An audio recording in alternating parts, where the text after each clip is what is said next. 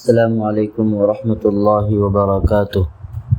قرآن، حدیث اور فقہی مسائل کا نورانی پیغام۔ آپ دیکھ رہے ہیں مفتی ارشد میر کا یوٹیوب چینل علم کا سفر۔ شروع کرتے ہیں۔ نحمدہ ونصلی علی رسولہ الکریم، اما بعد۔ میرے محترم بزرگوں اور عزیز ساتھیوں، آج کے سبق نمبر 7 کے تحت آج ہم جانیں گے جو کہ ہمارے روزانہ کا عام گناہ ہے، غیبت، بدگمانی، کسی کا راز ڈھونڈنا، کسی کی ٹوہ میں لگنا۔ ان تینوں گناہوں کے بارے میں جو کہ عام گناہ ہے، ان تینوں گناہوں کے تعلق سے قرآن کی ایک آیت، ایک حدیث شریف اور ایک فقہی مسئلہ، امید ہے کہ آپ حضرات بغور سماعت فرمائیں گے۔ قرآن کی آیت ہے، اعوذ باللہ من الشیطان الرجیم، بسم اللہ الرحمن الرحیم، یا ایہا الذین آمنوا اجتنبوا کثیرا من الظن ان بعض الظن اثم ولا تجسسوا ولا یغتب بعضکم بعضا۔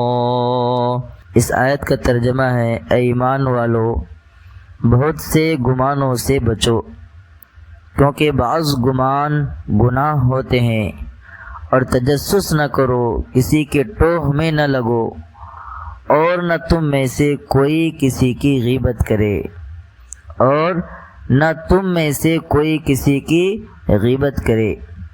اس آیت مبارکہ میں اللہ تعالی نے 3 بڑے عام گناہوں سے سختی سے منع فرما رہے ہیں۔ پہلا عام گناہ بدگمانی، بغیر دلیل کے کسی کو برا سمجھنا۔ بدگمانی بغیر دلیل کے کسی کو برا سمجھنا۔ نمبر 2، تجسس، کسی کے راز یا کمزوریوں کی ٹوہ میں لگنا۔ نمبر 3، غیبت، کسی کی غیر موجودگی میں اس کی برائی بیان کرنا۔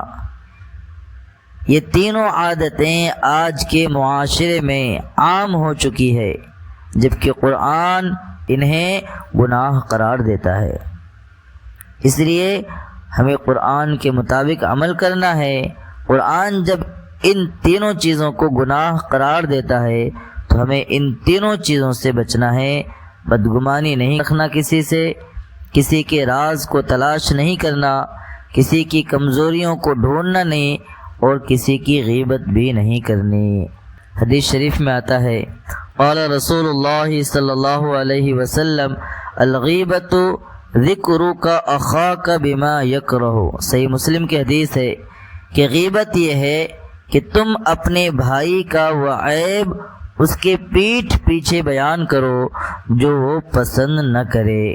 آج ہم سچ بول کر بھی غیبت کرتے ہیں اور سمجھتے ہیں کہ چونکہ بات سچ ہے اس لیے کوئی گناہ نہیں، لیکن نبی صلی اللہ علیہ وسلم نے وضاحت کی کہ اگر کوئی بات سچی بھی ہو اور وہ سننے والے کو ناگوار گزرے، ناپسند لگے، تو وہ غیبت ہے، اور اگر جھوٹ ہو تو وہ بہتان ہے، جو اور بھی بڑا گناہ ہے۔ اس تعلق سے ایک فقہی مسئلہ سنیں، اگر کسی کے بارے میں سچ بات کہی جائے تو کیا وہ بھی غیبت ہے یا نہیں؟